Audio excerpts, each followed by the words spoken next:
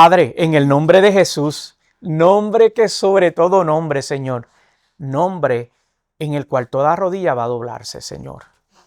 Te adoramos, bendecimos tu nombre, Señor. Te cantábamos, Señor, que tú eres digno de toda la adoración, de toda la alabanza, Señor.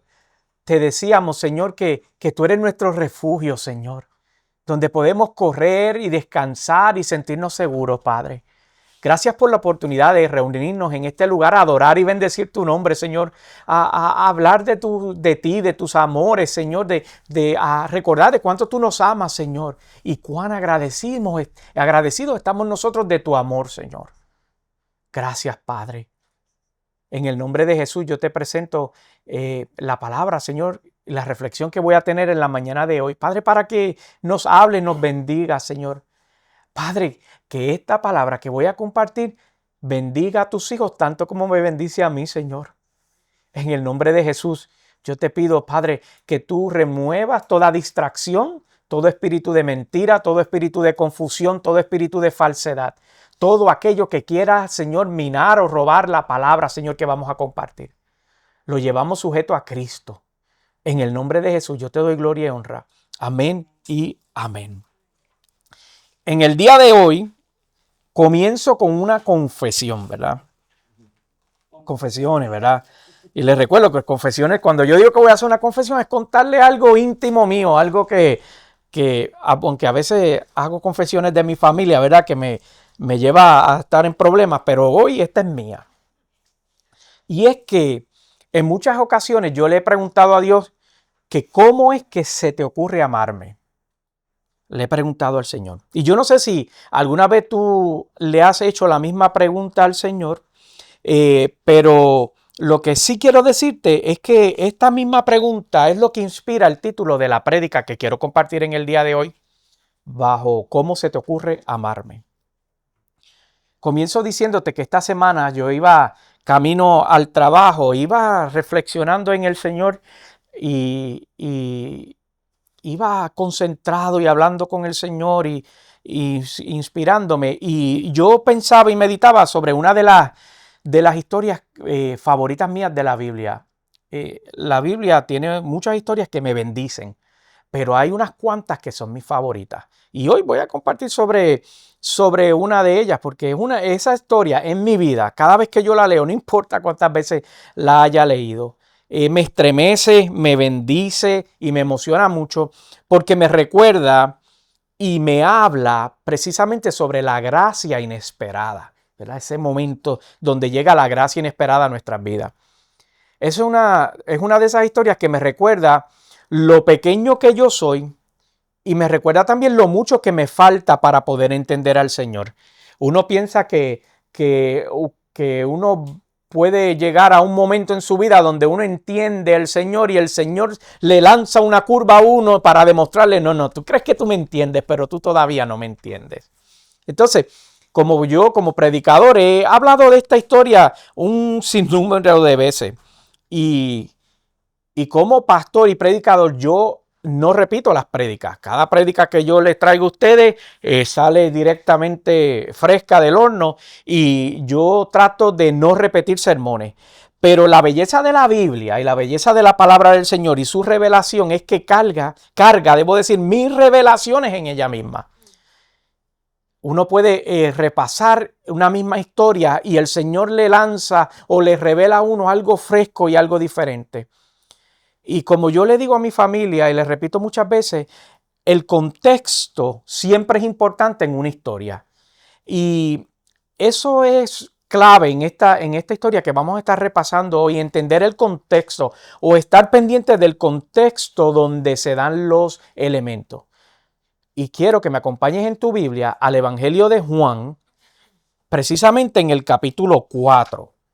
Evangelio de Juan, capítulo 4. Y vamos a estar leyendo, nos vamos a mantener hoy en ese capítulo 4. Toda la referencia bíblica que voy a utilizar sale de ahí. Y voy a comenzar en el versículo 4. Dice la palabra del Señor de la siguiente manera, en el nombre del Padre, del Hijo y del Espíritu. Y la iglesia dice, amén. Verso 4. como tenía que pasar por Samaria. Aquí se está refiriendo a Jesús, ¿verdad? Y no fue casualidad que Jesús, y la Biblia establece que él tenía que pasar por Samaria. Como hoy no es casualidad de que estés escuchando lo que tengo que decirte precisamente sobre de él. El verso 5 dice lo siguiente: llegó un pueblo samaritano llamado Sicar, cerca del terreno que Jacob había dado a su hijo José. Verso 6. Allí estaba en el pozo de Jacob. Jesús, fatigado del camino, se sentó junto al pozo. Era cerca del mediodía. ¿Sabes lo que me recuerda este par de versículos que acabamos de leer y de estudiar? Es que Dios es un Dios de detalles. A mí me bendice cada vez que yo recuerdo que Dios es un Dios de detalles. Porque, por ejemplo, en esta historia que te estoy compartiendo, observa dónde precisamente Jesús escogió tener un encuentro con una persona. La Biblia nos da la introducción de dónde fue el preciso lugar donde él había escogido tener el encuentro. Y como yo te decía hace un rato, los contextos son importantes. Y este lugar es relevante porque ese pozo precisamente representaba la conexión entre los patriarcas y las promesas que el Señor le había hecho a esos patriarcas. Esa era la conexión, eso era lo que representaba. Ese pozo representaba una promesa, ese pozo representaba una herencia y ese pozo representaba una continuidad de una palabra que Dios le había dado en algún momento de cientos de años de atrás a Jacob precisamente. Y entonces, en muchas ocasiones los pozos eran levantados en lugares clave y este pozo no era la excepción. Allí estaba él en aquel lugar que había sido hincado por aquel que había recibido la promesa que por medio de él iban a ser bendecidas las naciones. En esa interacción, o sea, cientos de años atrás, Dios está teniendo una experiencia con Jacob y le está diciendo: ¿sabes qué, muchacho? En ti voy a bendecir las generaciones. Y aquí estaba, cientos de años luego, Jesús esperando a alguien para tener un encuentro, para precisamente manifestar esa promesa que le había hecho sobre bendecir las generaciones. Pero la Biblia también da algo muy interesante y nos revela otro contexto, y era que Jesús estaba esperando, pero fatigado. Estaba recobrando el aire porque estaba ahí. Yo pienso, usted sabe que mi mente es bien imaginativa, y yo pienso que probablemente estaba pensando: mira, Jacob, hoy es que cumplo una más de mis promesas que hice. Llegué aquí ajoradito, estoy cansado, estoy fatigado, pero llegué a cumplir una de las promesas que yo hice. Jesús se sienta allí estando fatigado y cansado, lo cual nos revela que era humano, pero también intencional. Qué poderoso eso. Tenía el desespero del cansancio, pero tenía la intencionalidad de la misión que le había sido delegada y la misión que él tenía que cumplir en una promesa que había sido hecha cientos de años atrás. Y nuevamente, como el contexto es importante, la Biblia nos revela que era cerca del mediodía, donde el sol estaba en su pico, donde estaba calientita la cosa, y esta hora era significativa. ¿Saben por qué era significativa? Era porque a esa hora no era normal que hubiese nadie en el pozo. Se supone que allí no hubiese nadie en el pozo. Y mira lo que dice el verso 7. En eso, una mujer de Samaria llegó a sacar agua y Jesús le dijo: dame un poco de agua. Verso 8. Sus discípulos habían ido al pueblo a comprar comida. Lo he contado antes y te lo menciono una vez más. Normalmente las mujeres de esa época iban a buscar agua o temprano en la mañana o en el atardecer, cuando ya el sol no estaba tan abrasador, ya no estaba tan fuerte, ya el día no estaba tan caliente. Ese era el momento clave donde las mujeres iban a buscar agua a los pozos. Pero esta mujer, que su nombre no quedó documentado en la escritura, pero su historia o su conexión con Jesús sí quedó documentada, estaba allí porque estaba evitando encontrarse con los demás. Quería ir a solas, quería ir de encubierta. La Biblia no lo revela directamente, pero lo infiere, que quizás ella quería estar llegando allí donde no había más personas por su situación personal o por la reputación que tenía. Pero Jesús elige intencionalmente en este momento a solas, sin nadie más a su alrededor, no solo para mostrarle que la conoce profundamente, sabía quién era ella, sabía de su vida, sabía de su historia, sino que no hay barreras de tiempo, de lugar o de condición que impida que su amor y su mensaje sea manifiesto y nos alcance. Precisamente así es Él. Así es el que ni la vergüenza que podamos tener impide que tenga un interés genuino por nosotros. Te lo voy a decir una vez más porque quiero que atesores esto. Ni la vergüenza que podamos tener impide que tenga un interés genuino por ti y por mí. Ella llegó sola allí, solita, esperando no toparse con nadie como otras veces. Llega aislada por su pasado y por su vergüenza. Y mira qué poderoso esto que la Biblia nos revela. Dios escoge los lugares y los tiempos que otros evitarán para tener un encuentro contigo. A veces uno piensa que Dios se mueve de acuerdo a nuestra interpretación o nuestra experiencia de vida, pero la Biblia lo que nos revela en este lugar es que Dios siempre va a escoger los lugares y los tiempos que otros eviten para tener un encuentro contigo. A veces uno quiere encontrar a Dios en la multitud y Dios quiere encontrarte cuando tú estás a solas. A veces uno cree que uno va a recibir una manifestación, una respuesta de Dios en medio de la reunión de los hijos de Dios, pero Dios dice, no, es que yo quiero esto es uno a uno, esto es entre tú y yo, esto es aparte. El versículo cuando lo leemos nos revela que Él es el primero que habla. Él es el que inicia. Él no la esquiva. Y cuando se acerca a ella le pide, dame un poco de agua. Mira lo que dice el verso 9. Entonces, como los judíos no se relacionaban con los samaritanos, la mujer respondió, ¿cómo se te ocurre pedirme agua si tú eres judío y yo soy samaritana?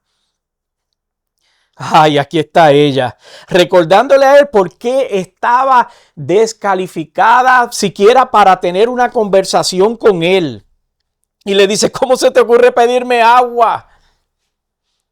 Como cuando nosotros le decimos, ¿cómo se te ocurre amarme?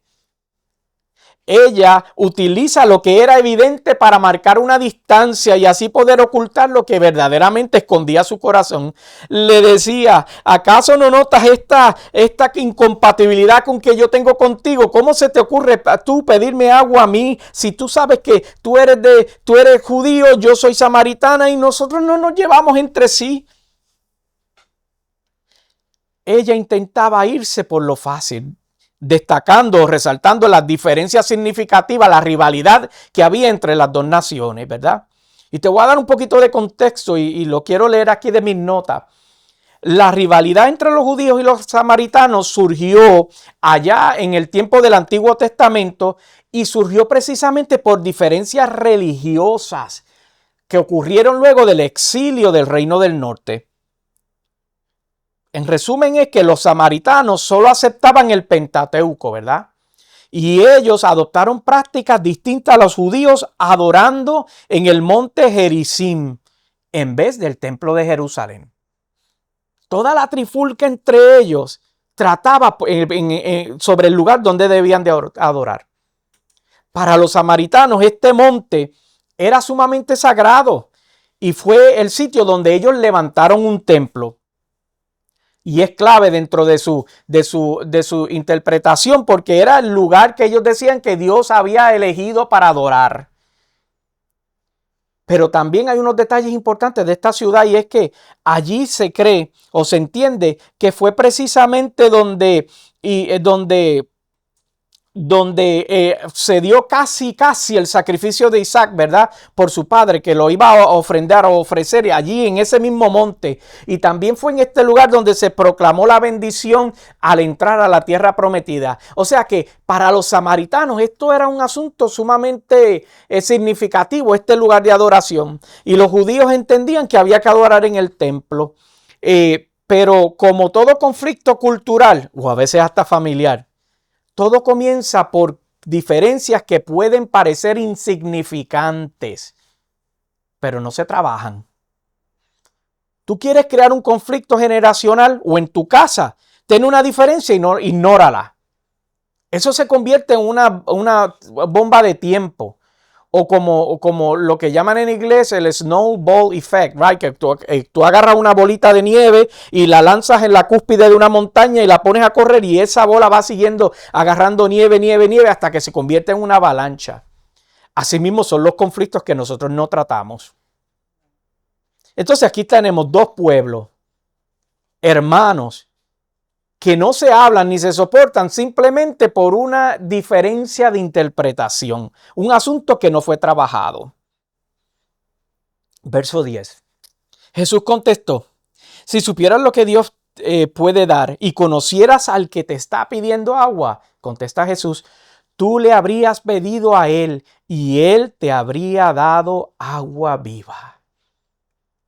El simbolismo del agua viva que Jesús le ofrece a la mujer samaritana es un simbolismo sobre algo poderoso y es algo transformador, porque en esa época no había agua potable como nosotros tenemos en las llaves de nuestras casas, que abrimos así y sale agua, ¿verdad? En esa época había que ir a los pozos, ¿verdad? Entonces, los pozos representaban esa necesidad diaria y física que todo el mundo tenía. Pero entonces Jesús transforma ese concepto al hablarle y a decirle a ella, el agua que yo tengo te sacia espiritualmente para siempre, para que tú no tengas que venir diariamente a buscar una provisión. La provisión es constante y fluyente.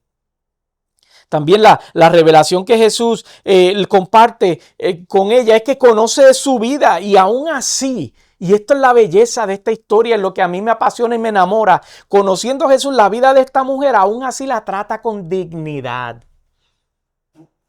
Y eso es una poderosa lección. Porque a veces a nosotros nos gusta juzgar desde lo alto, ¿verdad? Y pasar juicio sobre la vida de los demás y los conflictos que pueden estar experimentando los demás o pueden estar viviendo. Y se nos olvida que Jesús trata a todas las personas con dignidad. Jesús lo que hace es que confronta con gracia y amor y le dice, si supieras, si tú supieras. Hay cosas que no hemos pedido simplemente porque no sabemos que están dispuestas para nosotros. Por eso Jesús le dice, el agua que te voy a dar no solo te va a saciar, sino te va a transformar, te va a cambiar. Por eso esa interacción es tan poderosa. El verso 11 dice, la mujer dijo, Señor, ni siquiera tienes con qué sacar el agua y el pozo es muy hondo. ¿De dónde pues vas a sacar esa agua viva? 12. ¿Acaso eres tú superior a nuestro padre Jacob que nos dejó este pozo, del cual bebieron él, sus hijos y su ganado? 13. Todo el que beba de esa agua volverá a tener sed, respondió Jesús. 14.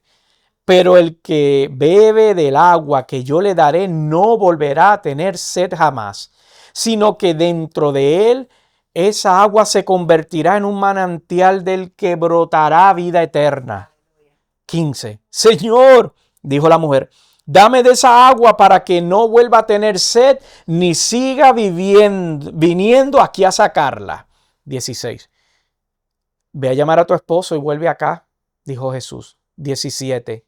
No tengo esposo, respondió ella. Jesús le dijo, bien has dicho que no tienes esposo. 18. Es cierto que has tenido 5 y el que ahora tienes no es tu esposo. En esto has dicho la verdad. ¿Qué nos revela aquí?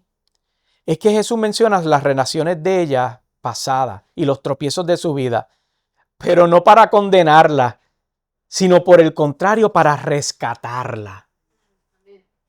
¡Wow! ¡Qué poderoso eso! no para condenarla, sino para rescatarla. Porque la verdad dicha con amor sana más que 1000 palabras dulces sin poder. La verdad dicha con amor debo decir, sana más que 1000 palabras dichas sin poder. Entonces, lo que otros usarían para señalarla, Jesús lo utiliza para liberarla. Qué lindo eso.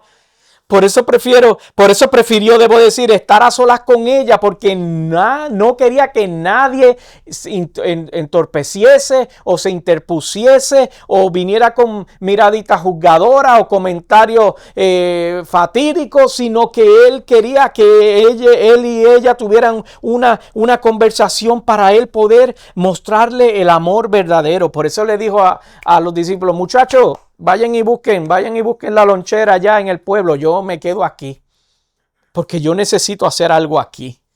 Y no quiero que ninguno de ustedes con sus torpezas o sus malas interpretaciones entorpezca eso. Yo necesito un uno a uno con ella, un momento de privacidad, porque lo que ella carga, la condenación que ella vive, experimenta ese sentido de culpa, es precisamente lo que yo voy a utilizar para cambiar su vida. 19 dice, la mujer dijo, Señor, me doy cuenta de que tú eres profeta. 20. Nuestros antepasados adoraron en este monte, pero ustedes los judíos dicen que el lugar donde debemos de adorar está en Jerusalén. 21. Jesús contestó, créeme, mujer, que se acerca la hora en que ni en este monte ni en Jerusalén adorarán ustedes al Padre. 22. Ahora ustedes adoran lo que no conocen. Nosotros adoramos lo que conocemos, porque la salvación proviene de los judíos. 23. Pero se acerca la hora, y la hora ha llegado ya, en que los verdaderos adoradores rendirán culto al Padre en espíritu y en verdad, porque así quiere el Padre que sean los que le adoren. 24. Dios es espíritu, y quienes lo adoran deben de hacerlo en espíritu y en verdad. Mira lo que ella hace. Ella cambia el tema. Ella le tira una curva al Señor ahí, cambiándole el tema. Pero Jesús la guía a lo esencial, que la adoración se trata de algo, un evento, no del lugar donde sea, sino un evento en espíritu y en verdad. Entonces le está diciendo, ya no se trata de un lugar, sino se trata de esa conexión viva con el Padre. No se trata de donde tú y yo nos reunamos a adorarlo, sino de la intimidad que tengamos con Él. No se trata del lugar o la hora o el día de la semana, sino de esa intimidad, de esa conexión que tengamos con Él. No se trata del templo donde tú vayas o el edificio donde tú vayas, sino se trata de una actitud del corazón, un desbordamiento de tu corazón. Mira, cuando otra confesión, y esta es rápida y corta, cuando nosotros comenzamos aquí, estas reuniones aquí en este garaje, yo batallaba con el hecho de que esto era un garaje. Yo batallaba con esto. Y Dios me tuvo que recordar que no se trataba de la estructura donde nos reuniéramos, sino de las personas que llegan a este lugar a reunirse. Se trata de ustedes. No se trata de mí o de mi garaje o de mi casa. Se trata de cada uno de ustedes. Porque Dios no está interesado en la apariencia o en cómo se ven las cosas. Sí, hay que tener cierto nivel de cumplir ciertas expectativas para las reuniones, pero no se trata de la apariencia, sino de lo que se trata es de una entrega real. De una entrega real, de una conexión genuina, de una relación íntima verdadera. No de palabras, sino de hechos, sino de experiencia, sino de profundidad. El 25 dice, sé que viene el Mesías, al que llaman el Cristo, respondió la mujer. Cuando Él venga nos explicará todas las cosas. 26. Ese soy yo, el que habla contigo, le dijo Jesús. Yo soy el que habla contigo. Qué declaración más poderosa. Qué declaración más poderosa que le está diciendo. El que tú estás esperando soy yo. A esta mujer con un pasado complicado, Jesús le revela algo que abiertamente no le había dicho a muchos todavía. a una enemiga, ¿verdad? Porque era de un pueblo enemigo, un pueblo que tenían una controversia, un pueblo que tenían una separación, que no se llevaba. Él escoge para revelarle la misión por la cual él estaba en la tierra, que habían discípulos que ni siquiera la estaban entendiendo. Y él le dice abiertamente, yo soy ese Mesías que tú estás esperando. Hay cosas que Dios nos revela en conversaciones privadas a corazones sinceros. Y esa era la dinámica que había aquí. Había una relación, una conexión de un corazón sincero. Esta mujer le estaba hablando desde su corazón a Jesús, y Jesús dijo que yo no puedo rechazar este corazón tan sincero. Yo tengo que darle revelación y darle propósito y darle sentido. Algunos piensan que solo Dios revela a las personas que llamó a dirigir la vida espiritual de otro, ¿verdad? Los líderes religiosos, los pastores o al que sea el líder religioso. Pero eso está muy lejos de la verdad. Eso no es cierto. Porque todos tenemos acceso al mismo Dios, al mismo Espíritu y a la misma fuente. La clave es tener un corazón sincero, dispuesto a escuchar la voz de Dios. No se trata del individuo. Los individuos van y vienen, pero la conexión que tú puedas tener con el Señor, una conexión sincera, una conexión real, una conexión que verdaderamente demuestra lo que Dios ha hecho en su vida, es lo que Dios utiliza para tener revelación con las personas. Verso 27. En esto llegaron sus discípulos y se sorprendieron de verlo hablando con una mujer, aunque ninguno se atrevió a preguntar. Dice la Biblia, aunque ninguno preguntó, ¿qué pretendes? ¿O de qué hablas con ella? 28.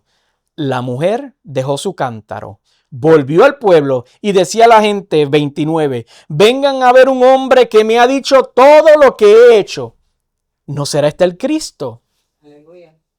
De ella dejó el cántaro, y esa es la clave. Dejó lo que antes la identificaba y fue y corrió al pueblo a contarle. Mira, la Biblia revela que ella no tenía una teología formal, por el contrario, hasta revela que tenía una teología un poquito confundida, porque ella, según la interpretación de su comunidad, era donde se debía de adorar, hasta que Jesús vino y la trajo a explicarle qué realmente era la intención de la adoración. Ella no tenía esa teología formal, pero sí tenía un testimonio poderoso. Me dijo todo lo que he hecho.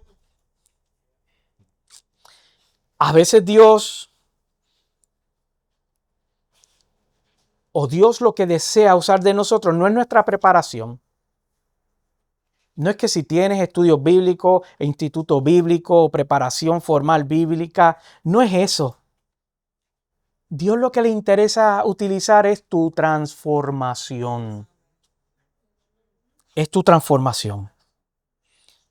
Algunos piensan que no pueden hablar porque todavía que no saben mucha Biblia, o que no tienen un conocimiento profundo de las Escrituras o de la fe, y no se dan cuenta que lo más poderoso de un seguidor de Cristo no es cuánto sabe, sino la disposición de compartir con otros cómo Él los ha cambiado, cómo Él los ha transformado, cómo Él los ha movido de la muerte a la vida, de la oscuridad a la luz, cómo le ha dado una nueva perspectiva de vida. Pero el problema es que a veces nosotros decimos que servimos a Cristo o que hemos entregado a nuestra vida a Cristo, pero seguimos viviendo la misma vida que el Señor nos sacó.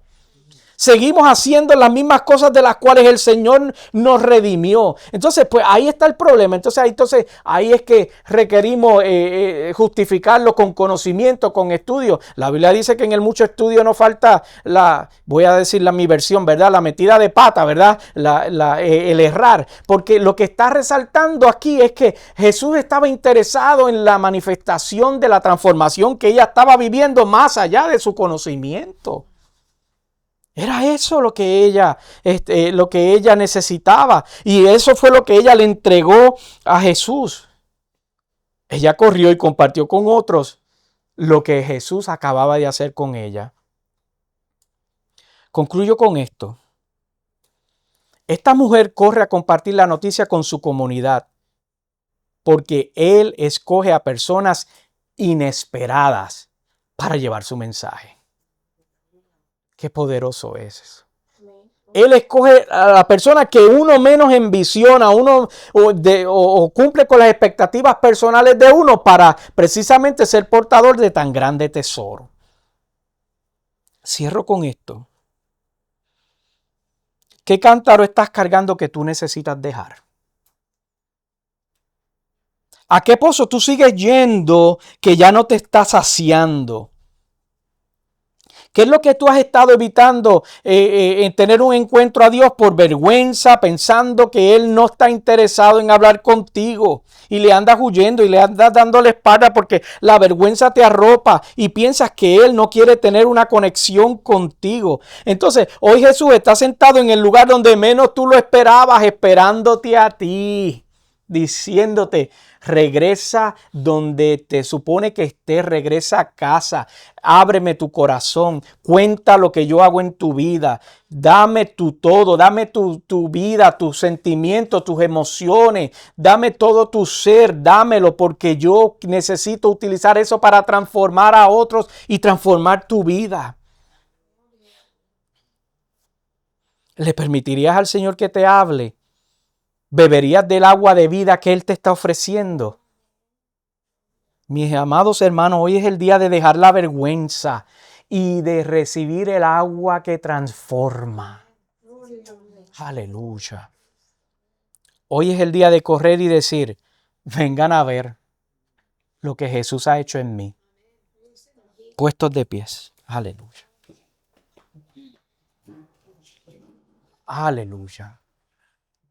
Padre, eres poderoso.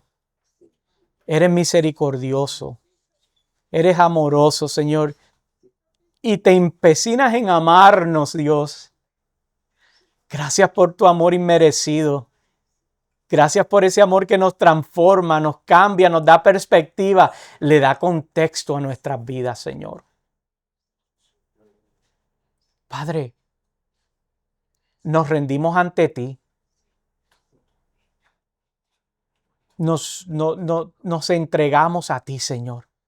Te pedimos perdón, Señor, por los momentos donde hemos sentido que la vergüenza es más fuerte que tu misericordia y tu amor. Y te pedimos perdón. Hoy reconocemos que tu amor, Señor, nos alcanza. Y en el día de hoy, en este momento, tú escogiste para tener un encuentro con nosotros. Gracias por haber llegado a nuestro pozo, Señor. Gracias por haberte detenido para hablar con nosotros y para decirnos y recordarnos cuánto nos amas. Gracias por darnos propósito de vida y dirección. Gracias por recordarnos que no debemos de enfocarnos en las cosas triviales, en las tonterías, en los asuntos no resueltos, Dios. Gracias porque nos das una oportunidad, una vez más, de dejar nuestro cántaro y de hablarle a otros lo que tú has hecho en nuestras vidas. Padre, en el nombre de Jesús, yo te presento a tus hijos, Señor, cada familia aquí representada, Padre. Gracias porque tu Espíritu Santo, Señor, nos arropa, nos toca, nos transforma, nos dirige, Señor, y nos llena. Gracias porque tú ordenas nuestros pasos, Señor. Gracias porque tú eres nuestra torre fuerte, nuestro refugio, eres el príncipe de paz, Señor. Que nuestra paz, Señor, descansa en ti, nuestra confianza descansa en ti. Confiamos en lo que tú has dicho sobre nuestras vidas y con nosotros y sobre nosotros, Padre. Yo te doy gloria y honra en el nombre de Jesús. Amén y amén. Aleluya, santo Dios. Aleluya.